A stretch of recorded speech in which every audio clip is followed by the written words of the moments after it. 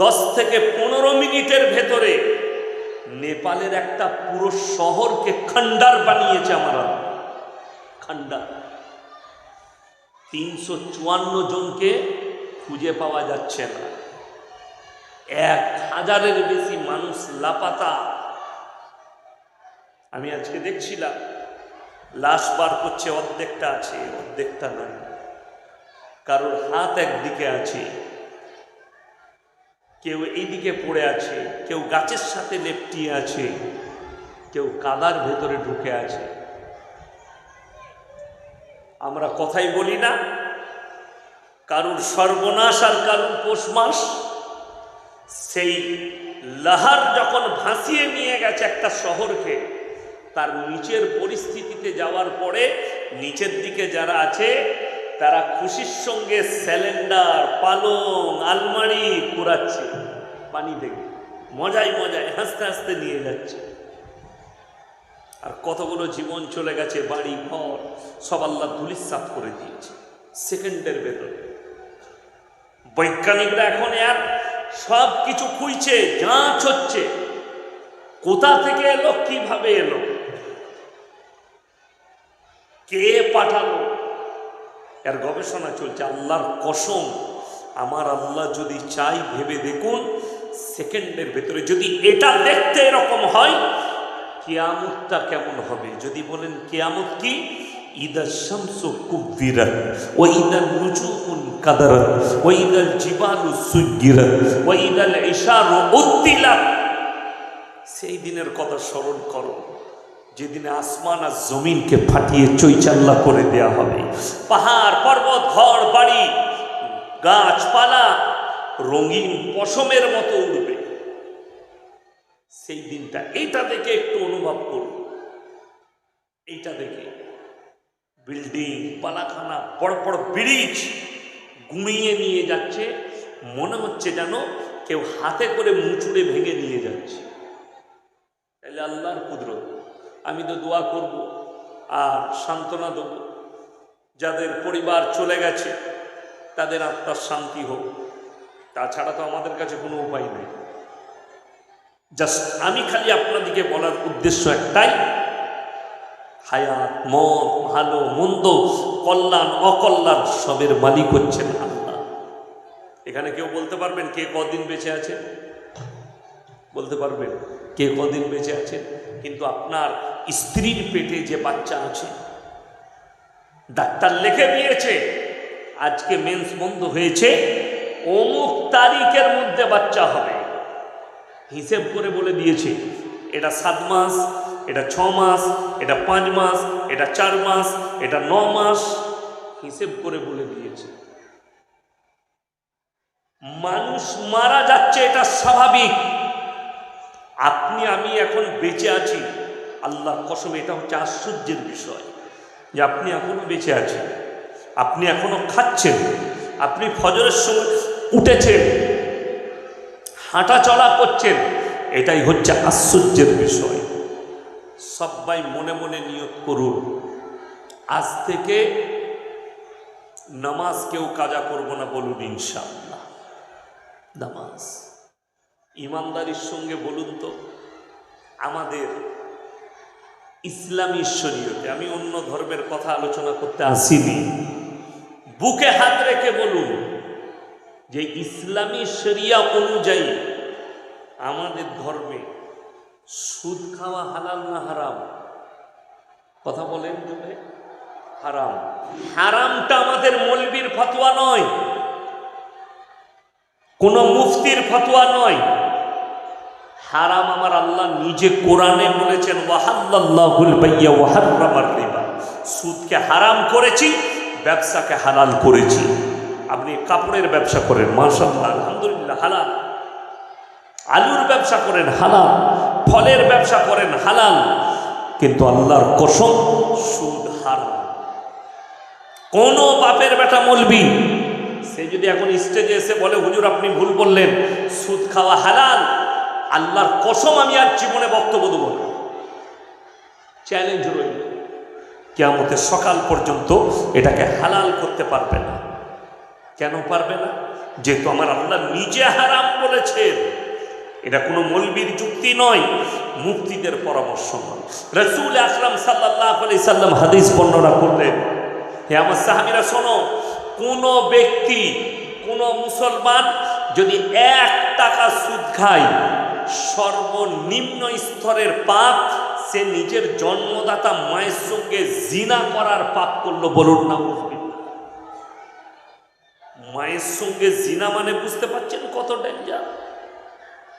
আপন জন্মদাতা মা যিনি জন্ম দিয়েছেন তার সঙ্গে জিনা করার পাপ কত ডেঞ্জার।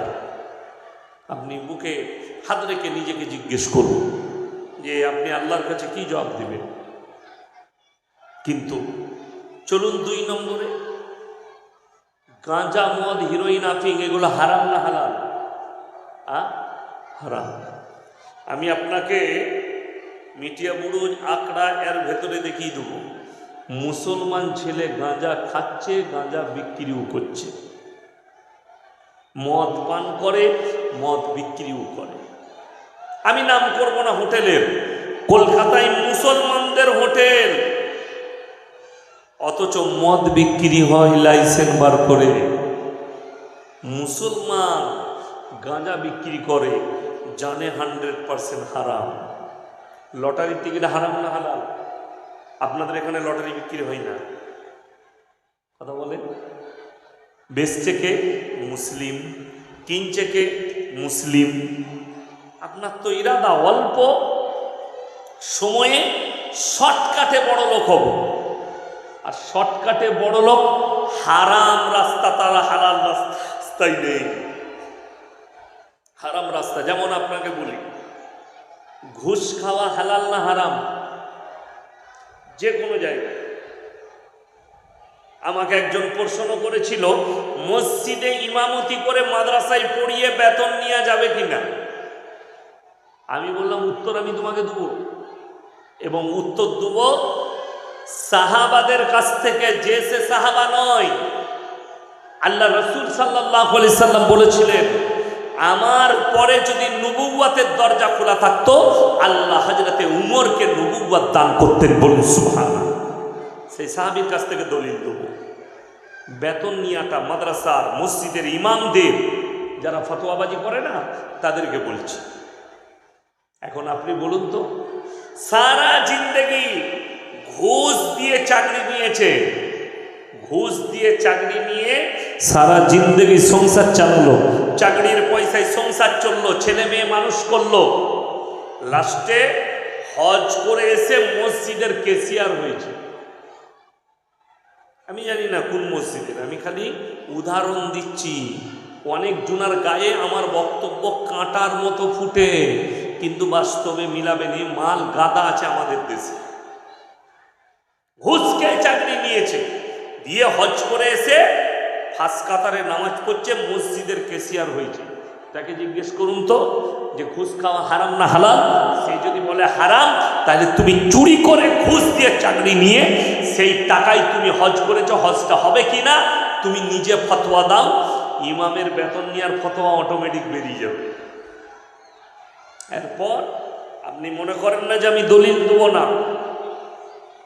হযরতে উমরে ফারুক রাদিয়াল্লাহু তাআলা আনহু যেদিন আমিরুল মুমিনিন হলেন, সকালবেলায় উঠে ব্যবসার মালপত্র নিয়ে বেরিয়ে যাচ্ছেন, সাহাবীরা আটকে দিলেন। হে আমিরুল মুমিনিন, আপনি যদি ব্যবসায় চলে যান, আমাদেরকে দিন শিক্ষা কে দিবে? হযরতে উমর বললেন, আমি যদি তোমাদেরকে সারাদিন দিন শিক্ষা দিই 24 ঘন্টা, আমার সংসার কিভাবে চলবে? সঙ্গে সঙ্গে সাহাবীরা বললেন, হে আমিরুল মুমিনিন, আপনার চিন্তা নেই, আমরা বাইতুল মাল থেকে আপনাকে বেতনের ব্যবস্থা করে দেব। সেদিন থেকে বেতন শুরু হয়েছে। আমিরুল মুমিনিন হযরতে উমরে ফারুক রাদিয়াল্লাহু তাআলা আনহুকে ভাতা দেওয়া হতো, সম্মানী। আজ সমাজের অবস্থা জানেন কি? আপনি বলছেন যে ইমাম সাহেব মসজিদে দাঁড়িয়ে বলল, আমি আপনাদের আখড়ায় অনেক দিন আছি বাবু, জুম্মা মসজিদে আপনারা আমাকে 12,000 টাকা বেতন দিচ্ছেন, এখন দুর্মূল্যর বাজার, 2000 বাড়ালে একটু ভালো হতো। তখন মসজিদের সেক্রেটারি মোতোয়াল্লি দাঁড়িয়ে বলছে, সবাই বসে যাবেন, ইমামের বেতন সম্পর্কে আলোচনা আছে। এ মাল কবরে কি মার খাবে নিজেও জানে না, অথচ এই লোক মসজিদে এসার পরে বসে আলোচনা হলো একটা জলসা করব। কে কে আনবো? ইয়াসিন সাহেবকে পছন্দ, জয়নাল ভাইকে পছন্দ, শওকত আলী সাহেবকে নিয়ে আসবো। হ্যালো হুজুর, ক টাকা লাগবে? 25,000। আচ্ছা ডেটটা লিখেলেন, 5,000 টাকা রাস্তা খরচ পাঠিয়ে দিচ্ছি। একদিন 1.5 থেকে 2 ঘন্টা একটা বক্তব্য বয়ান করবে বক্তা, তাকে আপনি 25,000 টাকা পছন্দ হয়েছে, টাকা দিয়ে দেব। আমি নাম করব না জায়গার, পশ্চিমবাংলায় মুর্শিদাবাদে আমার ডেট খালি নেই, অন্য জায়গায় জালসা। কারোর মাধ্যম দিয়ে আমাকে, একটা মোল্লার মাধ্যম দিয়ে বলছে যে ওই হুজুর যদি জলসায় কেউ আনতে পারে গ্রামের লোক, আমি ব্ল্যাঙ্ক চেক দিয়ে দেবো, অ্যামাউন্টটা খালি হুজুর বসিয়ে দিবে, আমার জন্য বলেছে। কিন্তু তাকেই জিজ্ঞেস করো যে তোমার ইমামকে বেতন কত দাও? 5,000, 6,000। আমি তো খোঁজ নিয়েছি যে তার মসজিদের ইমামের বেতন কত, 6,000 টাকা।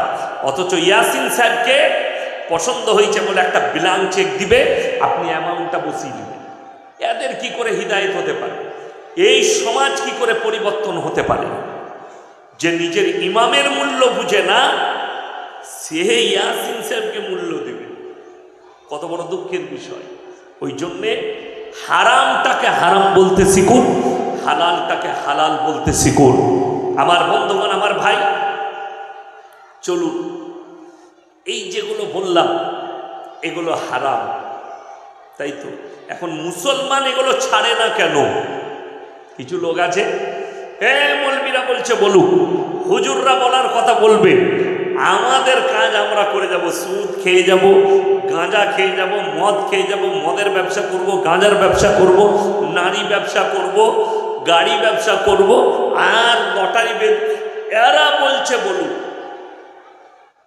না ছাড়ার মূল কারণ জানেন? এই হুজুররাই। না ছাড়ার কারণ কি বললাম? হুজুররাই, মৌলবীরাই, এক শ্রেণীর হুজুর। এদের জন্যে আমি মোবাইলে দেখছিলাম, উত্তরপ্রদেশের একটা মৌলবী বক্তব্য দিচ্ছে সমাজের বুকে। আমি খালি চিন্তা করি যে কমটা তার সামনে বসে আছে, যে আওয়ামটা তার সামনে বসে আছে, শুননেওয়ালা যারা বসে আছে, তারা একবার জিজ্ঞেস করলো না যে আপনার এই যুক্তি, আপনার এই ইলম, আপনার এই দলিল কোথায় আছে? কি বলছে জানেন? दुनिया में कुछ भी कर लो, दारू पी लो, हराम कमाई कर लो, जीना कर लो, कोई भी गुनाह कर लो, लेकिन अगर तुम बड़ा पीर अब्दुल कादिर जिलानी के मुरीद बन जाओगे तो तुम्हें जरूर जन्नत मिल जाएगी। नाउजबिल्ला बोले, नाउजबिल्ला बोले।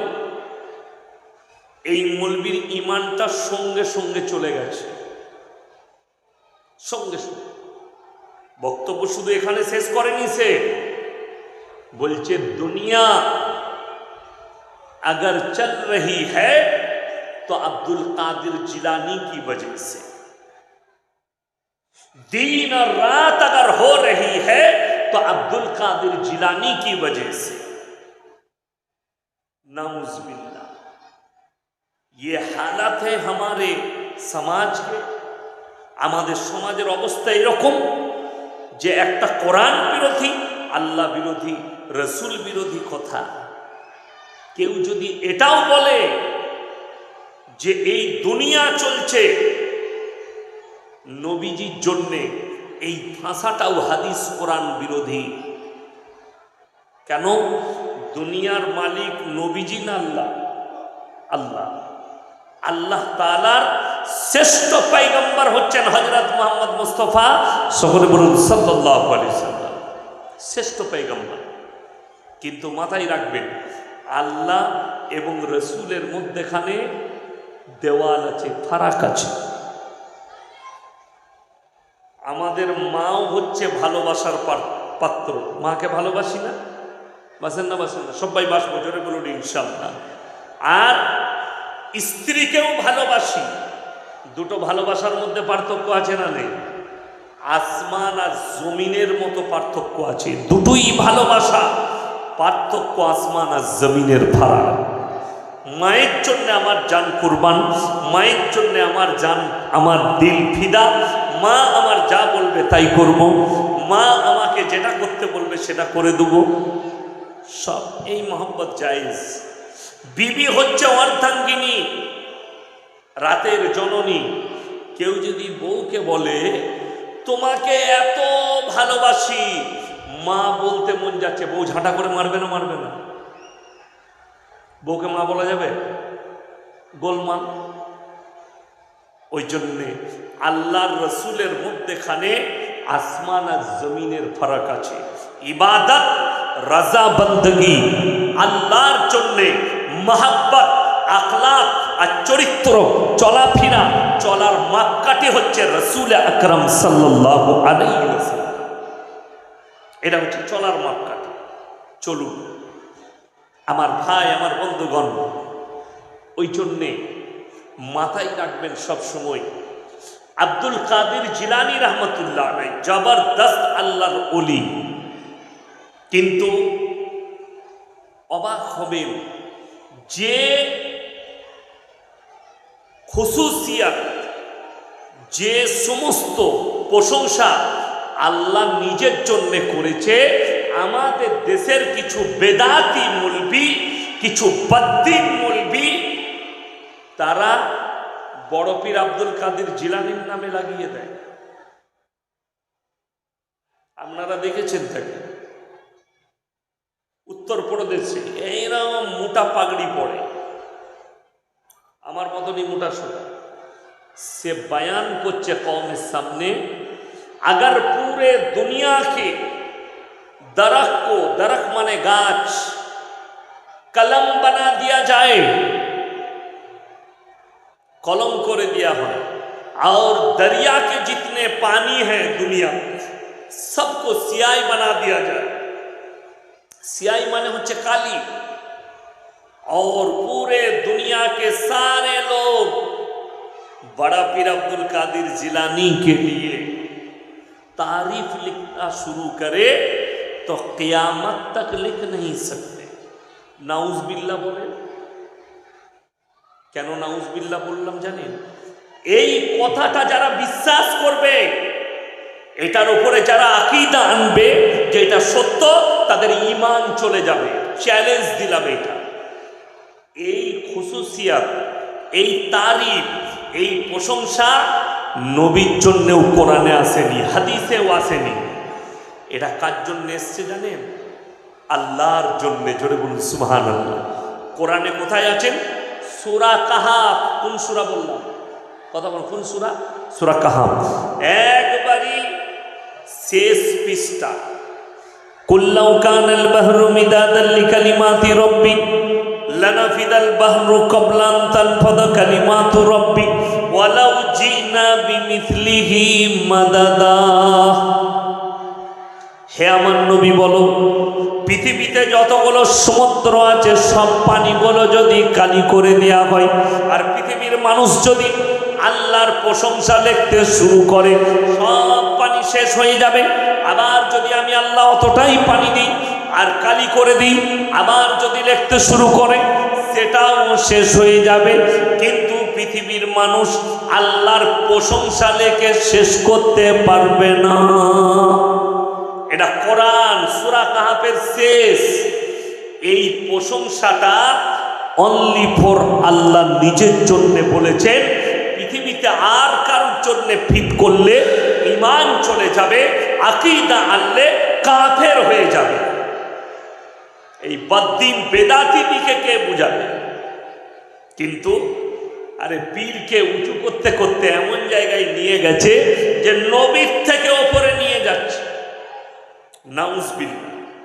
अरे तुम कहते हो हम वली के दुश्मन हैं, हम वली के दुश्मन नहीं हैं, तुम्हारा सिस्टम का दुश्मन हम हैं।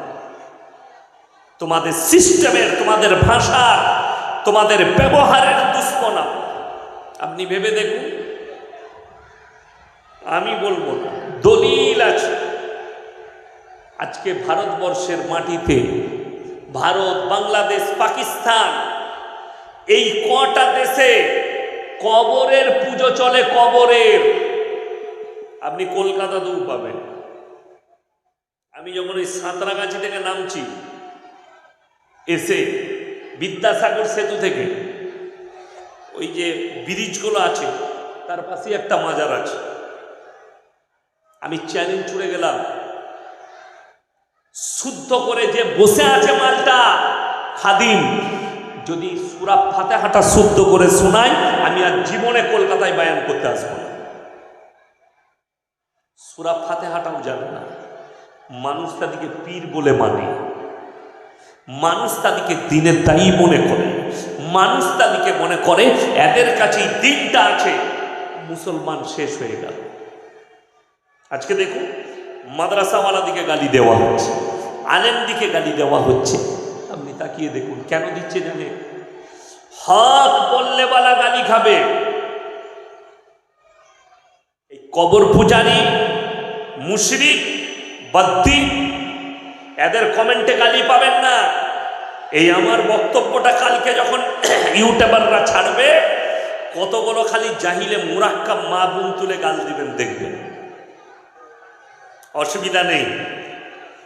গালি দেওয়ার আচরণটা নবীজি বলেছেন, বুখারী শরীফের হাদিসে আছে, মুনাফিকদের যতগুলো আলামত আছে তার মধ্যে মারাত্মক আলামত হচ্ছে গালিগালাজ, অশ্লীল ভাষা ব্যবহার করা।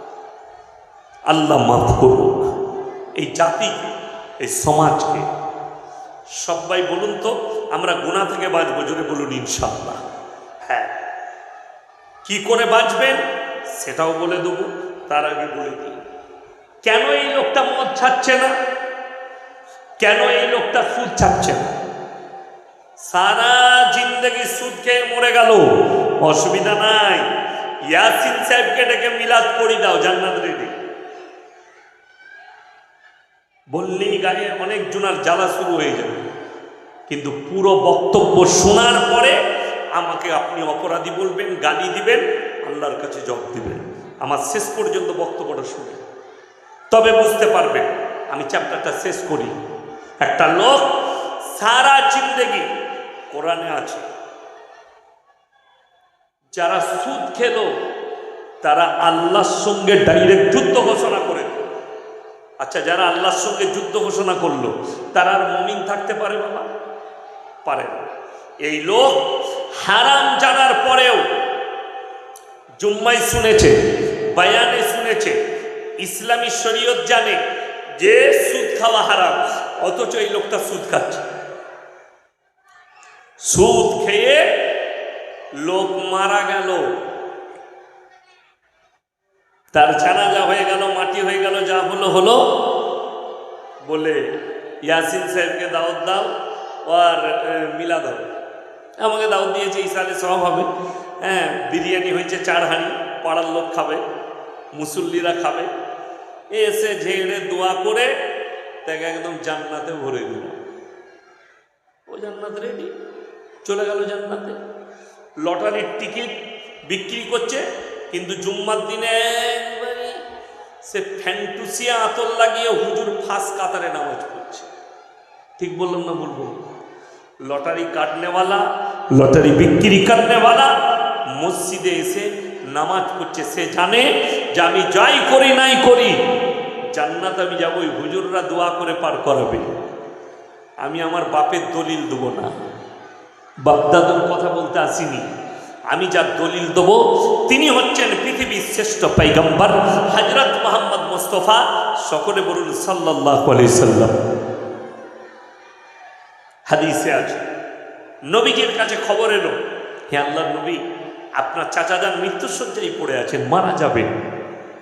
নবীজি ছুটলেন, চাচার হাতটা টিপে ধরলেন, চাচা আমি তোমার ভাইপো মোহাম্মদ, আল্লাহর নবী, তুমি খালি একবার কলমাটা পড়ো, কি হবে? আমি আল্লাহর কাছে কেঁদে কেঁদে তোমার জন্য ক্ষমা চাই। আল্লাহর নবী চাচার উত্তর কি এলো জানেন? আমি যদি বার্ধক্যে কলমা পড়ি, লোকে বলবে মৃত্যু ভয়ে কলমা পড়েছে, তাই আমি কলমা পড়তে পারবো না। আমার আল্লাহ তাআলা নবীজির কাছে আয়াত পাঠিয়েছেন, ইন্নাকা লা তাহদি মান আহবাবতা ওয়ালাকিন্নাল্লাহা ইয়াহদি মান ইয়াশা। হে আমার নবী, সকলে বলুন হিদায়েতের মালিক কে? আল্লাহ। হিদায়েতের দপ্তরটা আমার আল্লাহর হাতে। আমার ইচ্ছা নেই তোমার চাচা কলমা পড়তে পারবে না। নবীজি সাল্লাল্লাহু আলাইহি সাল্লামের চাচা যান চলে গেলেন দুনিয়া ছেড়ে। এরপরে নবীজি আল্লাহকে কি বললেন জানেন? ওগো আল্লাহ, তুমি আমাকে যতদিন না নিষেধ করবে আমি আমার চাচার জন্য কেঁদে কেঁদে ক্ষমা চাইব। নবীজি কাঁদছেন, আল্লাহর কাছে দোয়া করছেন, ওগো আল্লাহ তুমি আমার চাচাকে ক্ষমা করে দাও, আমার চাচাকে জান্নাতি করে দাও, চাচার গুনাহগুলো ক্ষমা করে দাও। আমার আল্লাহ রাব্বুল আলামিন জিবরিল আমিনকে পাঠালেন নবীজির কাছে কোরআন নিয়ে, মা কানা লিন নাবিয়্যি ওয়াল্লাযীনা আমানু আইয়াস্তাগফিরু লিল মুশরিকিন ওয়ালাউ কানু উলি কুরবা। হে নবী শুনে নাও, যারা বেঈমান কাফের মুশরিক বদ্দিন হয়ে মারা গেছে তাদের জন্য দোয়া করতে পাবে না, যদিও তারা তোমাদের নিকটতম আত্মীয় হয়। আল্লাহ নবীকে নিষেধ করলেন, পানিটা একটু ঢালুন তো। কাকে নিষেধ করলেন? নবীকে আল্লাহ নিষেধ করছেন যে তুমি তোমার চাচার জন্যে দোয়া চাইতে পাবে না, নিষেধ করে দিলেন। আপনি আমি ভেবে দেখি, বিসমিল্লাহ, আলহামদুলিল্লাহ, আপনি আমি ভেবে দেখি, যদি নবীকে আল্লাহ নিষেধ করেন তাহলে আমার মতো ভাড়া করা মৌলবি তোমার সুদখোর বাপকে জান্নাতে কি করে পাঠাবে? যে হারাম জানার পরও জিদ করে সুদ খেয়েছে, তোমার বেটা মদের ফাঁটিতে জীবন কাটিয়েছে, তুমি মৌলবি ভাড়া করে বলছো জান্নাতে পাঠাবো? বড় দুঃখের বিষয়, কষ্টের বিষয় যে আপনি জান্নাতটাকে মনে করেছেন এই মৌলবিদের হাতে আছে, পীরের হাতে আছে, এদের হাতে আছে। আরে একটা নবীর নয়, একাধিক নবীর দলিল দেবো। এটা তো আমাদের নবী শ্রেষ্ঠ পয়গম্বর চলে গেলেন। 2 নম্বর হচ্ছেন হযরতে নূহ নবী। দুনিয়াতে সব থেকে বেশি দিন যিনি তবলিগ করেছেন, ইসলামের প্রচার করেছেন, তিনার নাম হচ্ছে হযরতে নূহ নবী। কোরআনে আছে 950 বৎসর, জোরে বলুন সুবহানাল্লাহ, 950 বৎসর। এরপর ভেবে দেখুন, এতদিন তবলিগ করার পরেও কোরআনে আছে মুষ্টি কত লোক নবীজির ওপরে ঈমান এনেছে, মুষ্টি কত লোক হযরতে নূহ নবীর প্রতি ঈমান। নূহ নবী অনুরোধ করলে, হে আমার কওম, আমি তোমাদের কাছে বিনীত অনুরোধ জানাচ্ছি, তোমরা আমার আল্লাহকে বিশ্বাস করো, আমাকে নবী হিসাবে বিশ্বাস করো। তাদের সব থেকে প্রথম যে বিরোধিতা করেছিল কে জানেন? নূহ নবীর স্ত্রী আর তার সন্তান। তার সন্তান বললে, তোমার আল্লাহকে না মানলে তোমার আল্লাহ কি করবে? কি করবে? নূহ নবী বললে, শোনো, আমার আল্লাহ মুষলধারার বৃষ্টি দিয়ে তোমাদিকে বন্যায় ধূলিসাৎ করে ডুবিয়ে মেরে দিবে। নূহ নবীর সন্তান কি উত্তর দিল জানেন? তুমি তোমার আল্লাহকে বলে দাও, তোমার আল্লাহ যদি বন্যা দেয় এমন উঁচু জায়গায় চলে যাব যেখানে তোমার আল্লাহর পানি পৌঁছাবে না।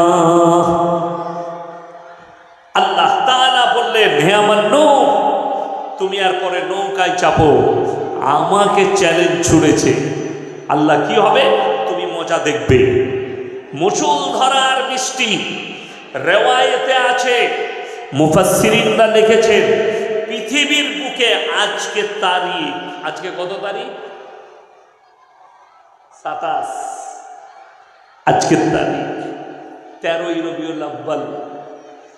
দুনিয়া যেদিন থেকে আল্লাহ শুরু করেছেন আজকে তারিখ পর্যন্ত পৃথিবীতে অত বড় প্রলয় ঘটেনি। নেপালে তো শুধুমাত্র একটা শহরকে নিয়ে গেছে, কয়েকশো মানুষ গেছে। কোরআনে আছে, হাদিসে আছে, আল্লাহ গোটা পৃথিবীকে ডুবালেন। আর মুফাসসিরিনরা লিখছেন কমপক্ষে 1200 থেকে 1250 ফুট উপরে পানি তুলে দিয়েছিলেন আল্লাহ তাআলা, সমুদ্রের পানি। গোটা পৃথিবী ডুবো ডুবো। নৌকার উপরে নূহ নবী আল্লাহর কাছে হাত তুলে বসলেন। কখন জানেন? যখন নিজের সন্তানকে দেখলেন। আপনি ইমানদারির সঙ্গে বলুন তো, আপনি যদি দাঁড়িয়ে থাকেন আর ওই ডকে যদি গাড়ি নিয়ে আসেন, আপনার ছেলে গাড়ি থেকে ডকের উপরে পড়ে গেল পানিতে, আপনি দাঁড়িয়ে থাকবেন না ঝাঁপ দেবেন? ঝাঁপ দেবেন। বাপ সাঁতার না জানলেও পিতৃ স্নেহ সন্তানকে বাঁচাবার চেষ্টা করবে। নূহ নবী আল্লাহর কাছে হাত তুললেন। লা আসিমাল ইয়াউমা মিন আমরিল্লাহ, ওগো আল্লাহ, এটা আমার ওরসজাত পুত্র, তুমি একে রক্ষা করো। আল্লাহ উত্তর দিলেন লামিনাল খাসিরিন, হাত নামিয়ে লাও। যে আমাকে মানেনি, আমার নবীকে মানেনি, আমার দ্বীনকে মানেনি, আমাকে যারা চ্যালেঞ্জ ছুড়েছে, যে তার জন্যে তুমি দোয়া করলে তোমাকেও ক্ষতিগ্রস্তদের মধ্যে ফেলে দেব। রেওয়ায়েতে আছে আল্লাহ খালি এতটুকু বলেছেন, হাত নামিয়ে লাও। আল্লাহর এই ধমকে গোটা সমুদ্র তোলপার হতে লেগেছে। রেওয়ায়েতে আছে নূহ নবীর নৌকা জানো টলমল করতে লেগেছে।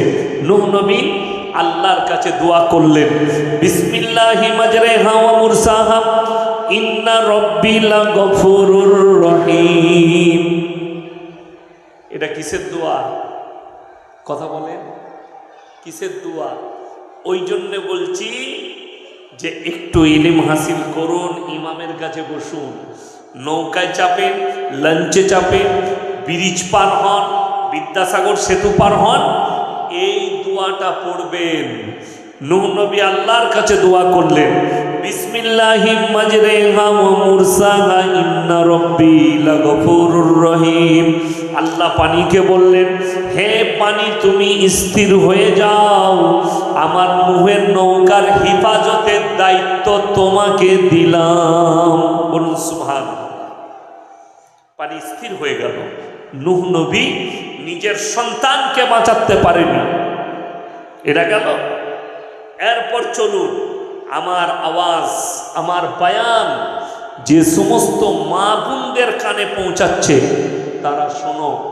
আমাদের অনেক মা বোন মনে মনে ভাবে, আমার স্বামী তো হাজী সাহেব, আমাকে জান্নাতে নিয়ে যাবে, আমার স্বামী আলেম, আমার স্বামী অমুক, তারা জান্নাতে নিয়ে যাবে, আমি অমুক পীরের মুরিদ হয়েছি, জান্নাতে যাব। তারা একটু শুনেলেন। ইমানদারির সঙ্গে বলুন তো, পীরদের থেকে নবীদের মর্যাদা বেশি না বেশি নয়? কথা বলে না? আচ্ছা বলুন, মৌলবীদের পীরদের কিয়ামতের দিনে হিসেব হবে না হবে না? কথা বলে না? সকলের হিসেব হবে। কিন্তু হাদিস আর কোরআনে আছে নবীরা হচ্ছেন নিষ্পাপ, নবীদের হিসেব নাই, নবীরা জান্নাতি। জোরে বলুন সুবহানাল্লাহ। তাহলে মর্যাদা কার বেশি হলো, পীরের না নবীর? নবীর।